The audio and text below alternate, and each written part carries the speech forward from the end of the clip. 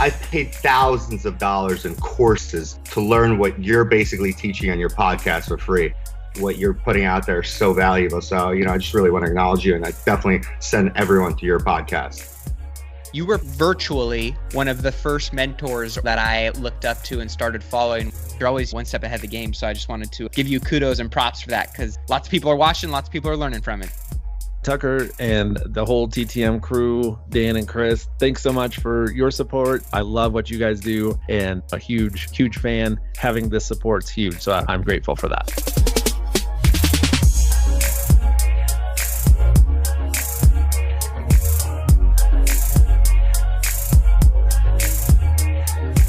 What's up, everybody out there in listener land? This is episode 299 of the Real Dealz podcast. That's right, we are one episode away from the big 300, which, by the way, will be next week's show. And I've got a banger of a guest for you. It's a repeat guest, but it's an individual that has said he's going to bring the heat on next week's show. So I figured, you know what? We're going to put this show out this week, and we're going to bring in somebody that I know you guys are going to really love next week. But before we do that, I don't want to discount this show at all, because this is a fantastic show.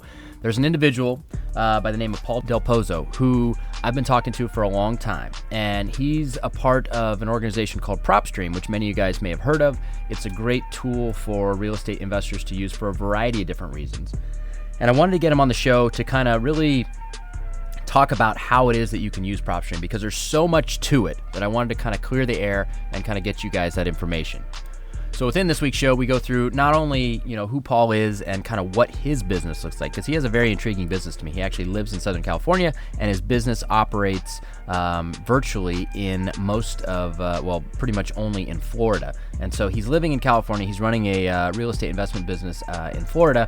And so he uses PropStream in his own business, along with some other stuff, to make that work fairly seamlessly at this point. It wasn't always that easy, but he has one of those businesses that everybody seems to be very enamored with living one place and having your business function in another. And so it's a very cool interview, not only talking about that, but also diving into everything that PropStream is and how you might be able to use it in your own business. So stay tuned for that. Now, before we get into all of that, real quick here, a couple things I want to mention. Number one is our Driving for Dollars app. For many of you guys that have it, you might have noticed that we did some upgrades and updates to kind of the user interface of the app, so it flows a little smoother, looks a little slicker. And right now, we are in the process of completing the drive tracking feature, so that will be out here very shortly. We wanted to get kind of the upgrade to the user interface done first, just so it's a much sleeker overall feeling when you guys use it. But drive tracking is next on the agenda, and that will be out.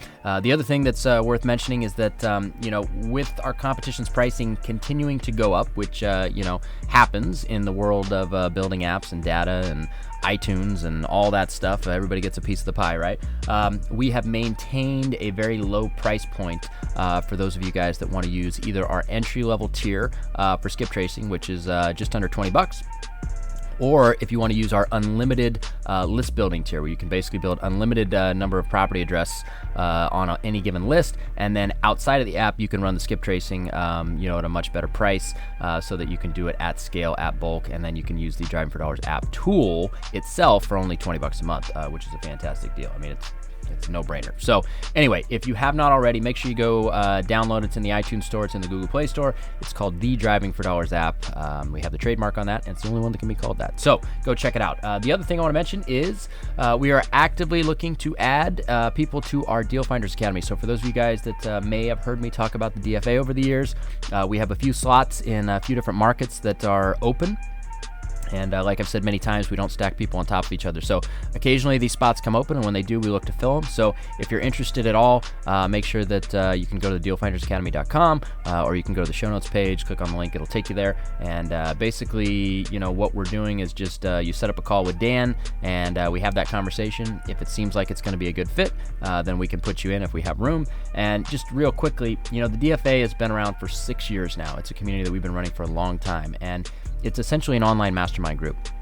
And there has been a lot of big names within this industry now that have gone through the DFA or been a part of the DFA now or at one point. And so, I kind of look at it as a great incubator for a lot of people's businesses that are now much bigger and much better. And, we were part of their journey along the way. And so if you want us to be a part of your journey as well, you want some help kind of springboarding to that next level. You want to rub shoulders, or I should say virtual shoulders, with some of the biggest names in the business, for a very small amount of money comparatively. It's not a $25,000 a year or $30,000 a year mastermind. It's $199 a month, and there are no contracts. So very simple, easy decision, at least in my mind, and we'd love to have more of you guys. So reach out to us, set up a call with Dan, and we'll see if we can fit you in. Now, before we get into the interview with Paul, real quick, what is going on with me and TTM? Well, this past week has been it's been crazy. I'm a little under the weather, as you can hear, but that's just because we've got a lot going on. I actually went up to Seattle on Wednesday. I was here in the office in the morning, had to sign some closing paperwork for a deal. Actually, we closed up today. Had to sign some additional paperwork for getting our sewer tap permit. That for those of you guys that watch our Real Dealz TV episode this week, I had to get that notarized so that we could get it off to Clean Water Services and get that permit issued, which it did. So ding ding, success finally on a project we've been stalled out on for like 2 months, which is fantastic. But I drove up to Seattle and I did a really cool training with the Caliber Real Estate crew at their office in the afternoon. We talked all about direct seller marketing, had all their agents there. Ian and Zach were kind enough to have me up there, and it's always good to see those guys and everything they got going on. They've got a really cool office, really great culture. And it's just a cool business, and so I was happy to go up there and kind of be a part of it for the afternoon, hang out with those guys. And then was able to kind of hang out, have some, a little bit of food, drink with a couple of good friends that are also up there as well in the real estate space. And then jumped off to the Fixated event, their annual Christmas party event, which was packed. It was a packed house. I guess it was sold out. And I was fortunate enough to be able to sit on a panel with Jay Scott, Ian Morrell, obviously, and a variety of other folks that are, probably smarter than me ultimately. But it was a good time. We got to talk about where we think the market's headed into 2020, and it's always good to hear other people's opinions on that as well. And I have mine, of course, but I like to hear what other smart people have to say. And so it was a great event, fun time. Saw a lot of you guys that are in that area, and saw a lot of other big folks that may have been on the show before. Thatch was up there, got to see him. Mark Erickson, he was there as well. A bunch of people. So it was a good time, and of course Taro was there since it was his event. And it was just it's good. It's good to see those people and get up in that scene. We don't have quite as robust of a scene here in Portland. The Rarebird guys are fantastic, and it's not taking anything away from them. But Seattle, you guys just have a little bigger scene when it comes to real estate investor space. So I went up there. I actually road warriored my way back down, and unfortunately, the only downfall of the trip is that in Tacoma, I think somebody chucked something off an overpass, or a big chunk of rock or something flew up from a construction machine, and it just smashed my windshield. So it looks like somebody took a baseball bat to my windshield right over the driver's side. Scared the living you-know-what out of me as I was driving, but fortunately, that was the extent of it. So anyway, I got to get a new windshield, but I road warriored all the way back down that night, and pulled in my driveway about 12:30 a.m. and I was back at it the next morning. So long day on Wednesday, but today, to top off the week, we closed off a wholesale deal, and it was a house that we bought in Southwest Portland, and we just sold it to some fine gentlemen who are going to rehab it and retail it, and we're out of it. So that was this week. And then next week, some of you guys that follow me on Facebook may have seen, we are submitting our revisions for some plans for our Lakeview lot. We're finally going to be breaking ground on that. Those revisions should be approved, and we should be breaking ground by beginning of January-ish, something like that. And it's going to be a really, really cool house. Probably somewhere in the $3 million range when it's completed, but it's got the best views on the lake, in my opinion, and we're going to set it up for a pool in the backyard so that whoever does end up buying it, they could put a pool in, and they would have the coolest pool in all of Lake Oswego, that's for sure, because it has a panoramic view of the entire lake, and it's nestled up just high enough that you can see everything. You can see over everybody else's houses, and you get unobstructed views. So very, very cool. We set up the plan to really take advantage of those views, both in the master, the living area, the kitchen, and downstairs as well, because it has kind of a daylight basement. But going to be a very stylish house. And I would imagine that it'll probably be sold by the time we're done building it, pretty seamlessly. We anticipate being done sometime summer 2020. So stay tuned for that. If you guys want to see the view, you can always go to my personal Facebook page and check out the picture that I posted. So that's pretty much the highlights of what's going on with me this week. And beyond that, I've got a great interview here with Paul Del Pozo, and we talk all about PropStream, what you need to know. And I strongly encourage you to make sure you click the link in the show notes at the end of listening to the show and go check out PropStream and see if it's a good fit for your business. So without further ado, let's jump into our interview and the rest of the show. All right, Real Dealz podcast listeners, I want to talk quickly about our show's sponsor, Iron Bridge Lending. If you guys have not reached out to Iron Bridge already to talk to them about funding some of your upcoming flip projects, I highly encourage you to do so. I've known the owner of Iron Bridge for a very long time. I personally borrowed millions of dollars from them over the years to do a number of different projects, and I can say without a doubt, they are the best hard money lending company I have ever come across, and that is the reason why they are the sole sponsor of this show. I've had a lot of other companies reach out to me and want to sponsor this show, but I just won't do it. I feel like I need to be genuine in who we have sponsoring the show, and it needs to be somebody that I've personally done a ton of business with. So I personally vouch for their ability to be the best, hands down, in the world of hard money lending. You won't find better programs, you won't find better terms, and they're lending or will be lending in over 20 states. So chances are, if you're hearing this in whatever state you're in, it's definitely worth it to check out their website, reach out to them, see if they're lending in your state, and if they are, I would absolutely encourage you to do business with them. Another very cool thing to note is that they have a program for most rehabs where you can actually borrow up to 90% of the purchase price. Now, this is given the fact that you are actually buying a deal, which if you're listening to the show, that means you probably are. But if you have an actual deal on the table, they'll fund up to 90% of your purchase price, and they'll even give you rehab funds on top of that, which means that it only takes 10% down to get into a project, which is unbelievable in the hard money world. So do yourself a favor, reach out to Iron Bridge Lending, have a conversation with them, see if they're a good fit for you and for your next project. I can guarantee you that you'll be happy that you did. All right, everybody out there in listener land, welcome back. I've got another great interview for you guys this week. It's one that I've been trying to set up for a while, and it's going to be kind of multifaceted. We're going to dive into what this gentleman has going on personally, and then we're also going to talk about a really cool data and kind of platform service that he's a big part of as well, that many of you guys can really get a lot of value from. So without further ado, Paul Del Pozo, welcome to the Real Dealz podcast. Thanks, Tucker. Thanks for having me on, man. How you doing? I'm doing fantastic. As we were talking previously before we hopped on to start recording here, it is Friday the 13th when we're recording. So I think this is my first Friday the 13th podcast recording. So there you go. Out of 300 episodes, you're the first Friday the 13th. Okay. Yeah. Right. Let's try to have a scary episode today, right? Right. We'll see. We'll see how it turns out. So before we get into everything, with PropStream, which is what we're going to focus on a lot in this episode, I'm personally curious, what you have going on a personal level, because I've seen you out there in the world of social media. You've got a group and a following under the Flex and Flip brand. I know you've got your own house buying business as well, but maybe for our audience, give us a little background, and for me, how all that stuff ties together, what it is, and, ultimately it'll be how people can find you too. Yeah, man. Well, I'm Paul Del Pozo. I'm East Coast born and bred. I kind of got into real estate. Let's see now, it's been about 4 and a half years. But it was kind of like a long journey to get there.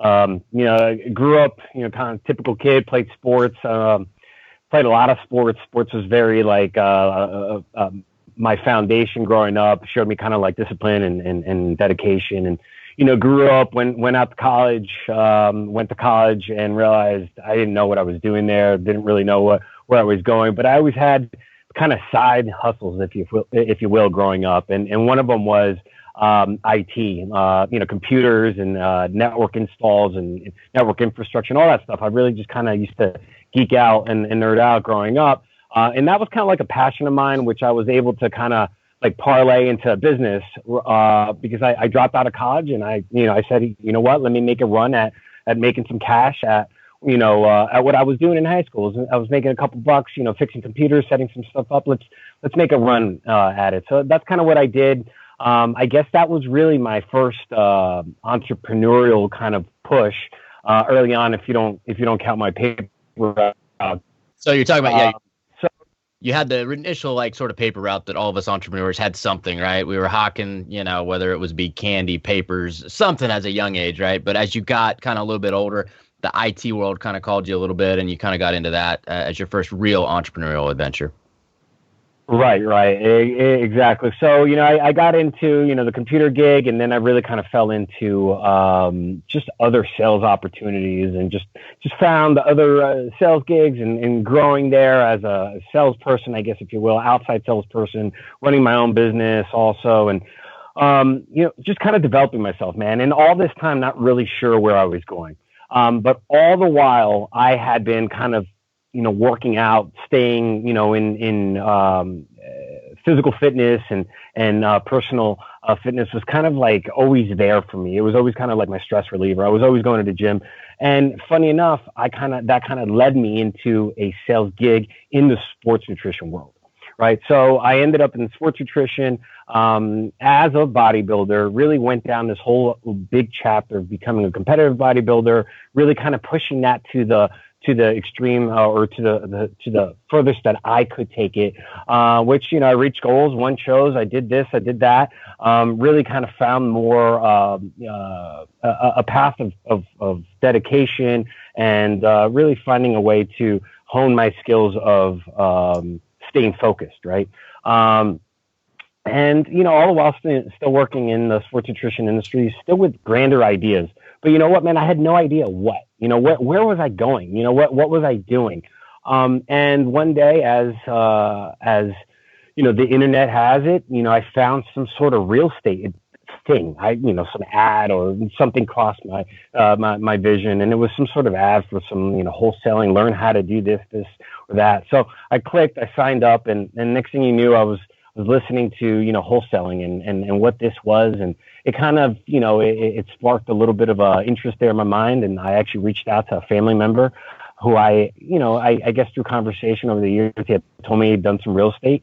And I reached out to my cousin Marco, and I'm like, hey man, I heard about this wholesaling thing, and what is this? And he told me, he gave me the skinny on it, right? He told me what he was doing. He was doing some wholesaling, he was doing some rehabbing himself, and I'm like, I think I could do this. So, one thing led to the next, and within actually a few short weeks, I got out there and got a list of pre-foreclosures, went out there and started knocking on doors. And sure enough, man, a couple of weeks later, I got my first deal. I locked up my first deal. It was actually super easy, the first one only. But we locked up I locked up my first deal, and we wholesaled that one. We made like $15,000 or so. And it really kind of became a reality. And I said, you know what, I could really do this. But as we know, business is tough, and business has its peaks and valleys, and kind of trying to figure out how to grow there and how to develop and really learn how to do this regularly and as a business, not just as a one-off deal. It takes time and effort and struggles and pain. And I think I was able to kind of weather that storm over the years by really just what my, underlying personal, habits were with the gym and the focus I had with, sticking to a plan and following the plan and really kind of looking at our numbers and assessing our progress. The same stuff I used to use in competitive bodybuilding, I kind of parlayed that into business building, right? So I went from bodybuilding to business building in my mind. And I really kind of connected all of my experiences and tools and struggles and wins and losses on this new path of real estate. So that's kind of, how I got into real estate. Over the years in real estate, I've kind of developed myself from local door knocker to local marketer to now I'm running a virtual wholesale business from across the country. I live in Southern California. And, we have several markets in Southwest Florida that we run virtually, and I have virtual team members. I went from the idea of knocking on doors, going out there and getting the deal myself, physically getting the deal myself, to now, sitting 3,000 miles away with virtual team members, making it happen. So that's kind of like the progression into, who I was to who I am now in real estate, actual, deal making in real estate. But I've also, in the last several years, got involved with a project called PropStream, which is a nationwide data tool, which helps investors like us, wholesalers, rehabbers, anybody really looking for real estate, how to find property, how to get property detail, how to comp properties, and also how to build lists so that we can market, for these types of properties that we're looking for. So it's funny, it kind of goes all full circle. I told you right out of college, I got into IT and, spent my, first attempt at, running my own business and being an entrepreneur in the IT world. And now, many years later, it's kind of gone full circle where I'm kind of involved in an IT software project with all of everything else that I'm doing involved. It kind of fits together. It's pretty amazing. Well, there's a lot there. I want to unpack a little bit of it. So what year did you start door knocking? When did this whole journey with the real estate side start? And so that was about 4.5 years ago. So whatever year that lands is in. Okay. So let's call it 15-ish, 14, 15, something like that. So going door knocking, that was the ballsy route, right? Because at that point, I wasn't doing any door knocking. I was just doing direct mail, and it worked better in 15 than it does now, just because there was a little less competition. The market hadn't ballooned to what it is now. Social media hadn't grown to the peak that it kind of is now with, just the influence and the amount of people in the space. But you were just simply knocking pre-foreclosure doors at that point?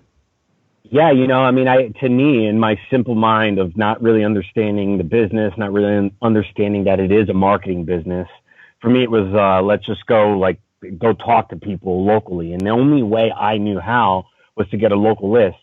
Obviously I was influenced by my cousin. He said, go get a list, of people that are in pre-foreclosure. At the time, fortunately, I had access to some software there that was able to pull up, foreclosures or pre-foreclosures. And as it turned out, it was pre-foreclosures that had an upcoming auction. And I think my search might have been within 6 weeks or within 4 weeks. So people with really high motivation and urgency. Gotcha. But I only understood it, as let me go and get it. I don't know how else to get this. Let me actually go knock on a door and talk with somebody and go get this deal. That's how I simply thought about it. Yeah, I think it was scary too. Don't get me wrong. It's terrifying. You go out there. I didn't even know what I was doing. I was coming from a whole other world of business. I didn't know anything about real estate. I wasn't an agent. I didn't even know if I was saying the right things, but I figured, hey, you're going through some stuff.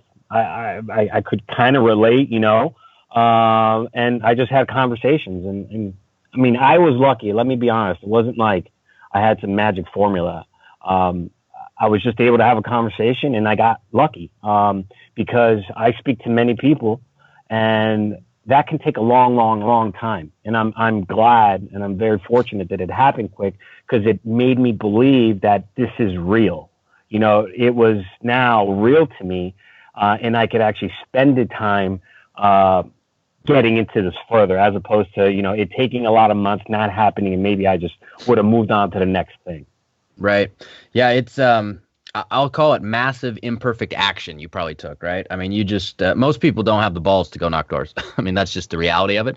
But the fact that you did it, you got a little bit of traction.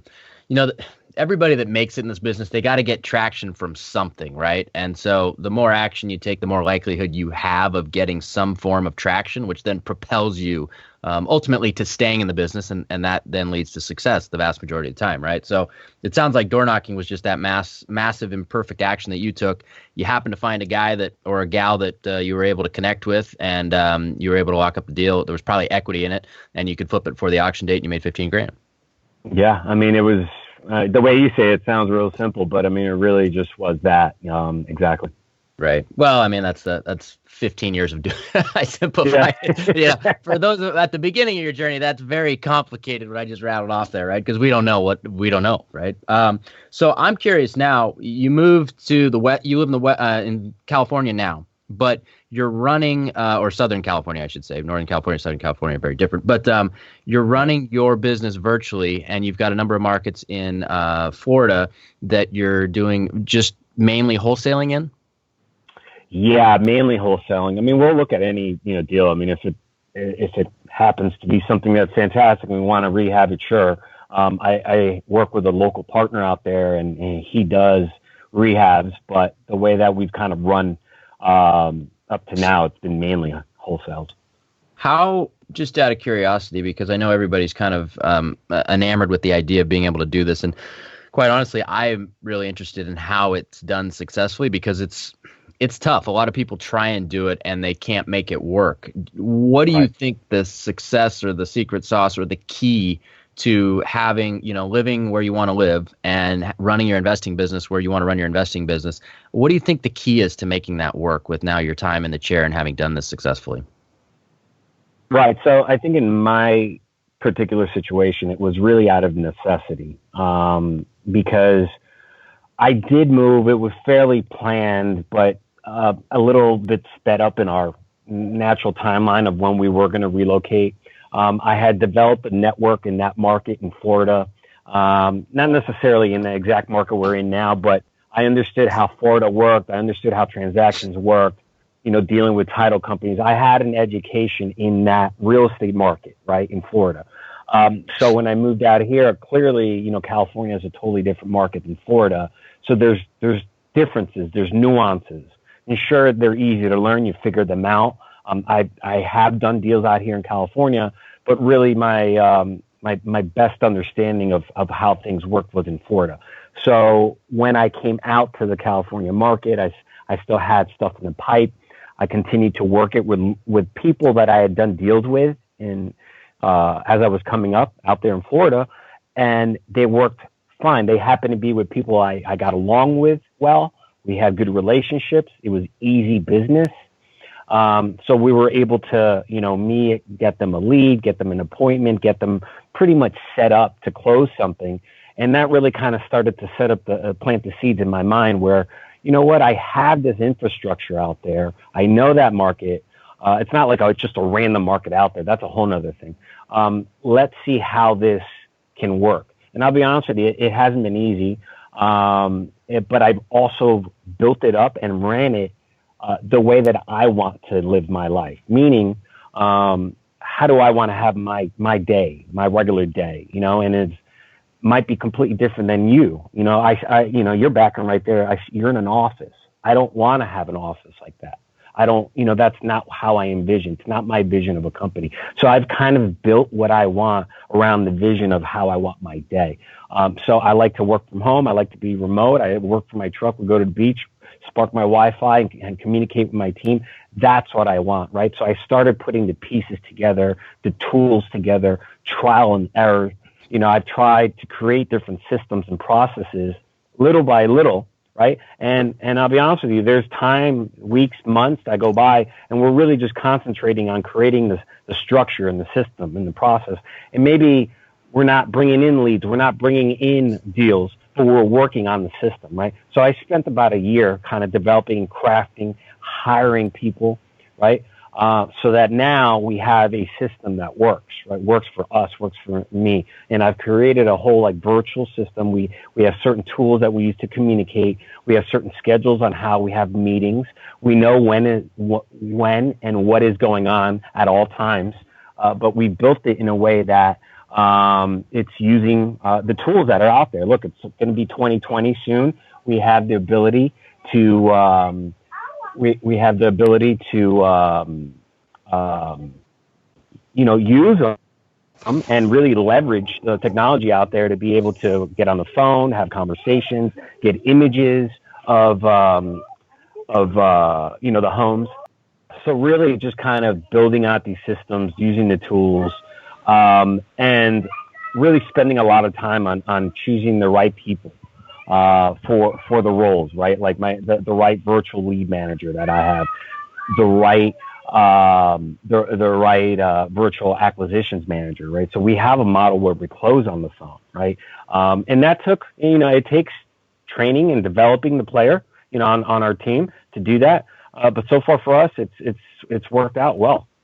Yeah, I'm kind of enamored by the phone close, to be honest with you, just because, we're a face-to-face, belly-to-belly company. We always have been. And I know, especially now, more recently, there's a lot more phone closing that goes on. And it's an interesting model for me to kind of see and kind of see how it all works. But would you say for your function in the business, are you kind of the marketing guy at this point, the guy that kind of controls the marketing that then gets, whatever inbound leads coming in, or, if you're doing outbound marketing, try and get it. Are you the puppet master behind all that?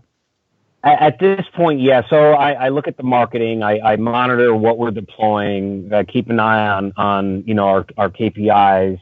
The calls, appointments, and contracts. How that's going out. And right now, I'm still looking at I'm comping our properties. I still have control of that. I haven't handed that off. But yeah, I look to see how our team is functioning on the regular basis and how those pieces are moving. We determine how we're doing, obviously, by our numbers, and we tweak that. We tweak that going forward. A lot of feedback from them as well.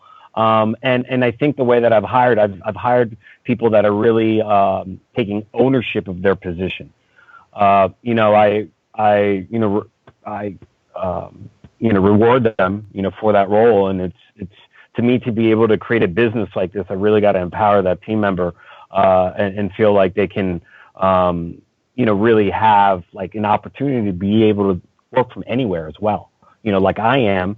And have a good income and have a good chance of great opportunity each year. Yeah, I mean, this is one of those businesses where you can definitely do that. I think you bring up a great point, and it'll segue us into kind of our next topic, which is the technology that's available right now. I remember when we first started kind of building lists and trying to do this whole direct-to-seller marketing thing, it was 2010. And at that point, there was basically none of the tools that there is right now. We did a lot of Driving for Dollars, which is why we ultimately then built out our Driving for Dollars app. And that was kind of an internal app that was going to be used for us as a company. But it cost about the same to build it for the world as it did for us internally. And so, that's a tool that's available. You guys have a great tool that's available. But, man, the amount of technology that's out there, I mean, the CRMs are endless, right? There was only simple Salesforce or something like that previously. I mean, it's night and day difference, especially for a tech guy like you. I mean, it's got to be fantastic to look around and see all the stuff that you can use, especially the way your business is set up. Yeah. Well, I mean, it's there's great things about it and there's bad things about it. And I'll tell you, well, obviously the great are the obvious, right? Like technology can do additional things. You can leverage it to do more. But there's a lot out there, and you can get distracted by trying out new tools. Right? And it was funny, just before this call, I had my team meeting, and we were talking about another tool that we want to maybe test out. And I was explaining to them that I'm kind of on the fence because I don't want to go down this whole long, week. It's for me, it's mental bandwidth, right? Like how much can I handle, and how much can I really focus on the most important things that we need to move forward? And sometimes you spend too much time analyzing software that may just give you incremental change or improvement. And all the time that you took setting it up, creating a new process, teaching your team, getting the feedback, is it really worth it?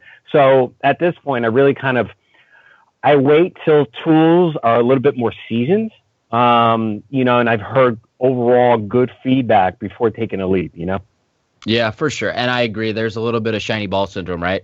Where you can get highly distracted. And especially nowadays, because, the reality is the culture within the real estate investor crowd, for good or for bad, is kind of like, instant gratification, make $1 million next month. I mean, we obviously all want to make as much as we can, but we all think that whatever new technology that comes down the pipe is going to help enable that. And the reality is that most of it just makes your life incrementally better, right? And so the question becomes, what's worth investing the time, money, and effort to learn how to use it and how to integrate it into your business? At least that's my take on it. So, no, you're spot on. With that said, I will say that there is a platform and a technology that you're heavily a part of in PropStream, which I've been in it a bunch myself. A number of the people that we do coaching with have used it also, and I will say that is a great platform for a lot of different reasons. So I kind of want to segue and talk about, how you got involved with that and ultimately what that does for real estate investors. I know that's a big question because it does a lot of things, but I want to kind of give you the platform here to kind of talk about what you think it does best and why people should get into it. Right. So, like we were just talking about, really kind of focusing your time on something that what kind of a benefit will it give you, and I'm fortunate to be involved with with this software project with PropStream, where I think as an investor kind of analyzes either there's a couple different layers of investors, right? There's the newbie investor. He's trying to figure out how to get deals.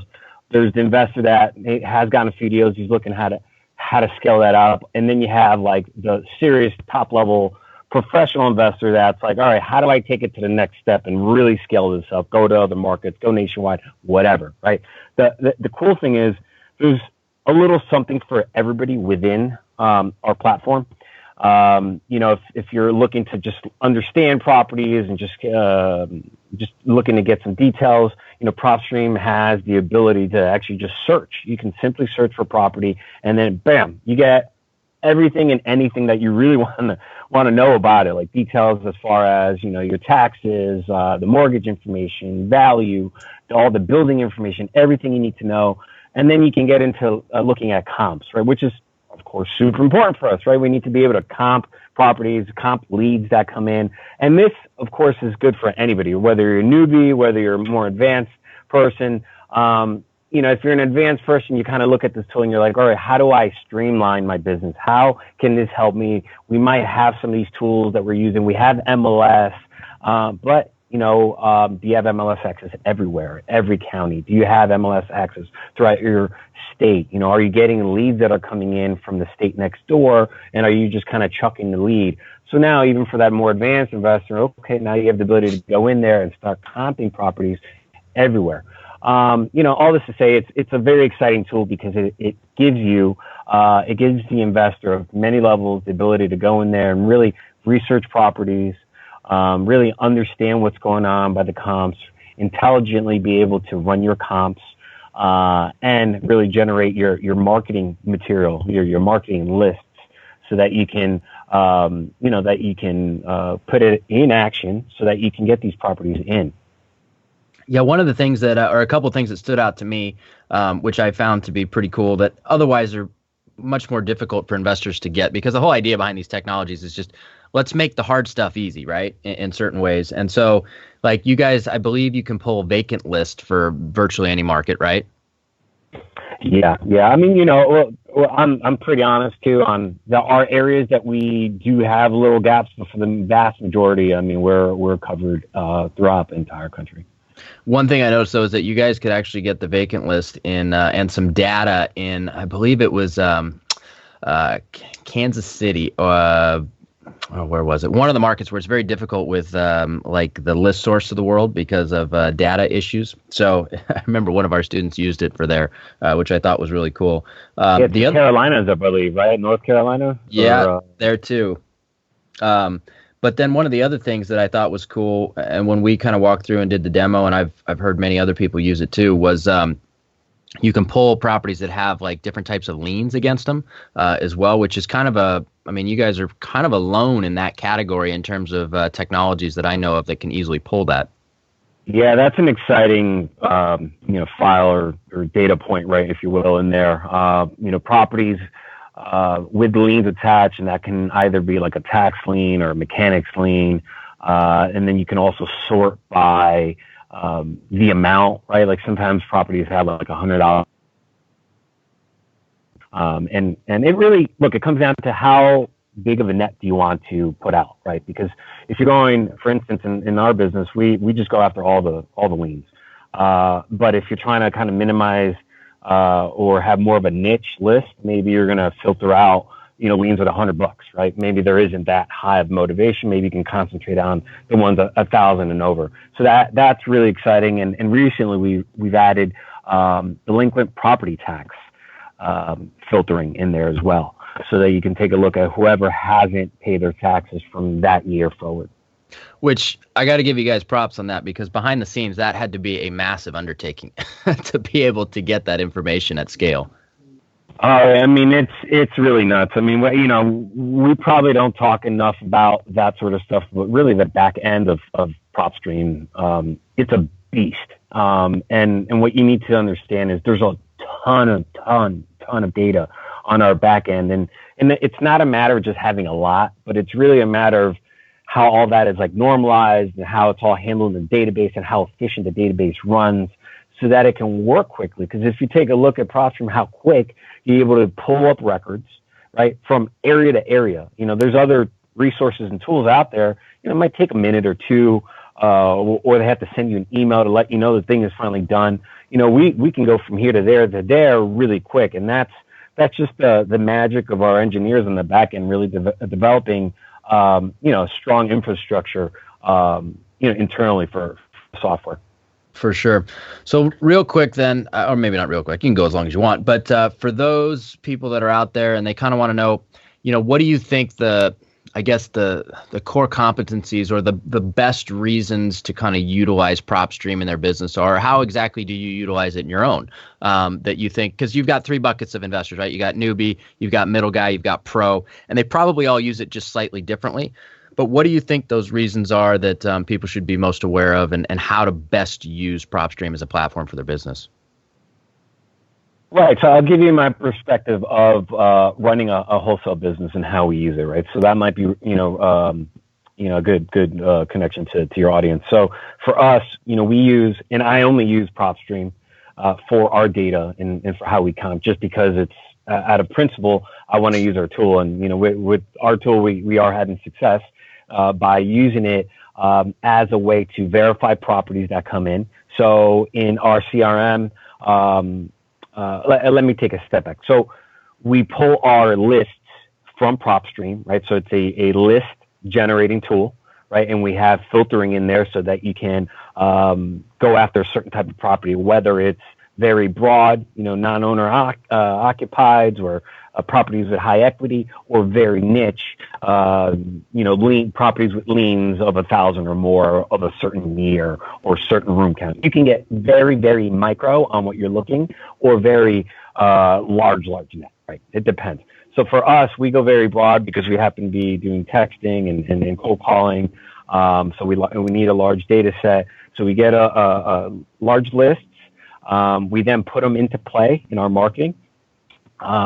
These calls come back in, or these responses come back in. They go into our CRM. Once our lead manager handles it and submits it into our acquisitions manager, then it's looked at in PropStream, right? We verify, is this who really it is? Is it really a 3-2 by Mr. Jones on 123 Main Street? We then look at comps inside the platform, right? We look at what has sold within the last 6 months, within the same square footage, within the same bedroom, bathroom count, and a few other little variables there. We really match apples to apples in that radius of that property, and that's how we kind of determine our ARV. And then we go out and we do our thing, put out our offers, lock up properties, but then we use the tool again, right, to run our comps for our seller. Or maybe we want to generate like a CRM, or give them basic sold records, right? Whether on the buy side or on the sell side, maybe you need that report. That's how we use that there.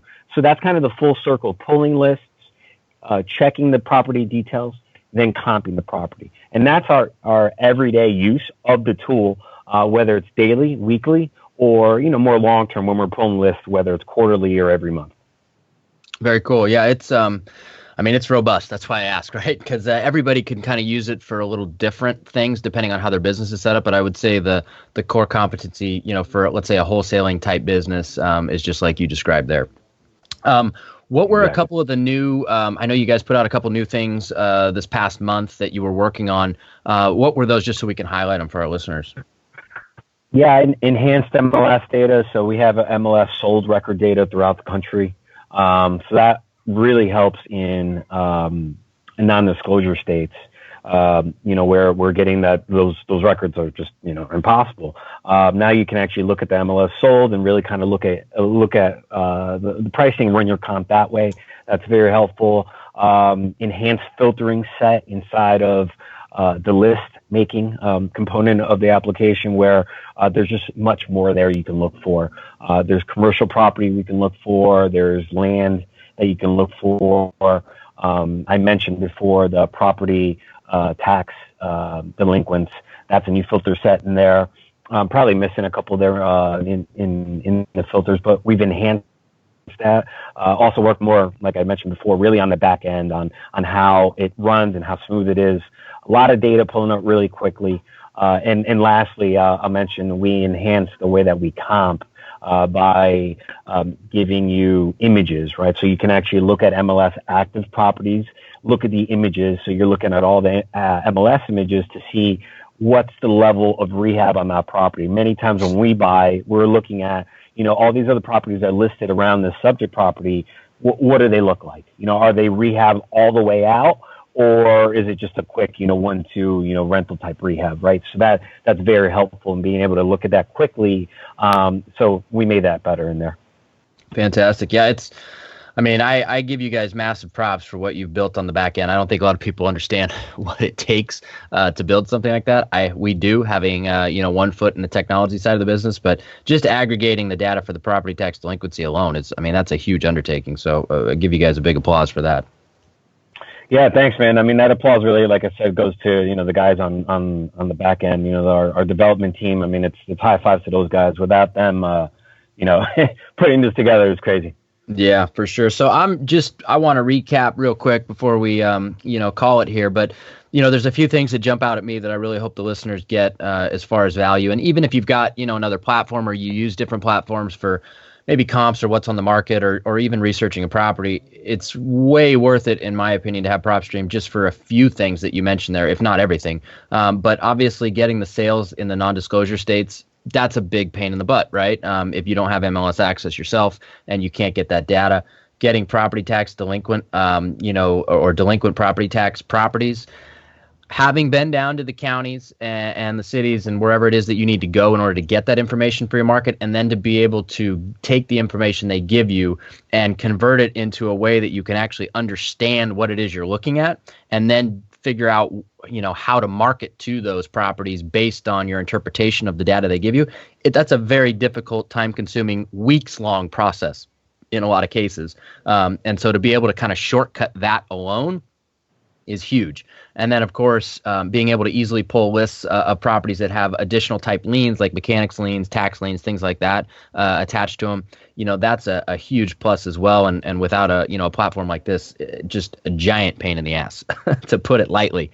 So those are the things that really jump out to me. I'm assuming you probably echo my sentiments on that. Yeah, there's just a lot, right there for you. You don't have to have tabs or shortcuts, 90 different websites for all like the, public record tools or whatever you use. It's all kind of concise in there for you. A lot of tools for many different people, figure out what's the need that you have in your business, and maybe take a look and see, does this work to either fill in a hole or maybe enhance something you're looking to do. For sure. And I think, correct me if I'm wrong, but I believe that you guys can do one-off skip tracing within it as well, right? Yeah, we can do one-off skip tracing. We also introduced, I'm glad you brought that up, tier pricing, right? So up until recent, it was one single price. But now we have the ability, obviously, you go up to a certain point, the price breaks down. So it makes it, great, obviously, if you're doing large, skip tracing or just onesies and twosies. Yeah. And the cool thing is we can actually separate the emails from the phone numbers. Sometimes people aren't using the emails, so you can save a little bit by separating that and just getting the phone numbers. Very cool. Well, hey, Paul, I think I'm hoping that we got all the highlights here, but I really think it's a great platform. I know a lot of people that use it. There's a lot of data points within it that, as we talked about here, are very easy to get just by being on there and kind of using it, that otherwise would be a giant pain in the you-know-what. So I strongly encourage anybody that's interested. We'll put a link in the show notes so that you guys can kind of, get to the site and, hopefully sign up for it if it sounds like it's something that you want to integrate into your business. But I would definitely say it's worth your time. Definitely not a shiny ball syndrome type platform. It's one that packs a lot of value. And, you yourself, Paul, use it every day in your own business, which you're running virtually, living in California and running it in Florida. Yeah, man, I practice what I preach, and I tell everybody out there, look, don't take it from just us saying it, test it out, put it through its paces. I'm pretty sure it's going to be, there's something for everybody in there. For sure. Well, I appreciate your time today, and I'm sure everybody that's listening got a lot out of it. And like I said, I encourage them to go click on the link in the show notes page and go check it out, because PropStream is a great tool to integrate into your business.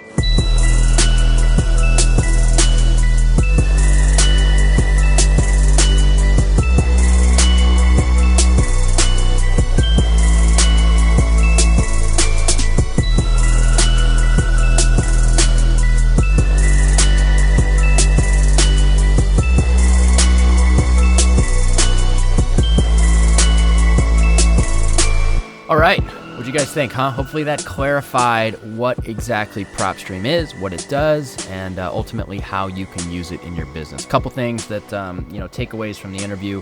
I mentioned it within the interview itself, but I strongly encourage you guys to check it out just simply for these reasons alone, if nothing else jumped out at you. But to be able to easily get a list of property tax delinquent properties in your market within PropStream, let me tell you, that saves you so much time and headache going down, dealing with the counties, the municipalities to get that list from them, and then sift and sort the list and figure out what in the hell the data is that they're giving you, because no county, city, or municipality gives it to you in the same way.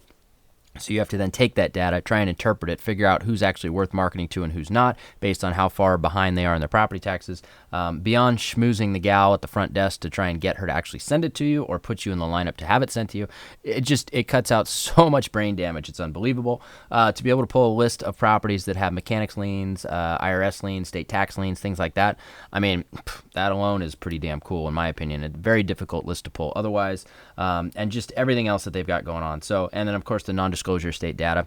That's difficult if you're in a non-disclosure state.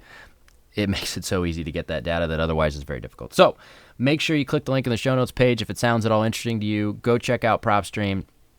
It's a very cheap tool to have access to be able to utilize in your daily business. It's one that we use quite often here, and I strongly encourage you guys to as well. So without further ado, we're going to wrap up this week's show. Before I leave you, I'm going to leave you with a closing success quote. And this week's quote was actually the shirt that Paul was wearing while we did the interview, and that is, "Data is king." I don't know if that's a quote, but it's a saying, and he was wearing the shirt. So there you go. Paul's quote or saying is "Data is king." So make sure that you got good data, and PropStream can definitely provide that for you. And I will see you guys on next week's show.